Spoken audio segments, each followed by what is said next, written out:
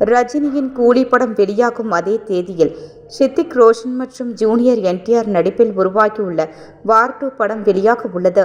ரஜினிகாந்த் வேட்டையன் படத்தின் வெற்றிக்கு தற்போது லோகேஷ் கனகராஜ் இயக்கத்தில் கூலி படத்தில் நடித்து முடித்துள்ளார். இந்த படத்தில் நாகார்ஜுனா, உபேந்திரா, சோபியன் சாஹிர், சத்யராஜ், ஸ்ருதி ஹாசன் என நட்சத்திர பட்டாங்களில் நடித்துள்ளனர். இதன் படப்பிடிப்பு சென்னை தாண்டி ஹைதராபாத், ஜெய்ப்பூர், விசாகப்பட்டினம் உள்ளிட்ட இடங்களிலும் வெளிநாடுகளிலும் நடந்தது. தற்போது இதன் போஸ்ட் புரொடக்ஷன் வேலைகள் தற்போது நடைபெற்று வருகின்றன. இப்படம் வருகின்ற ஆகஸ்ட் 14ஆம் தேதி வெளியாக உள்ளதால் போட்டிக்கு வேறெந்த பெரிய படமும் வராது என எதிர்பார்க்கப்பட்டது.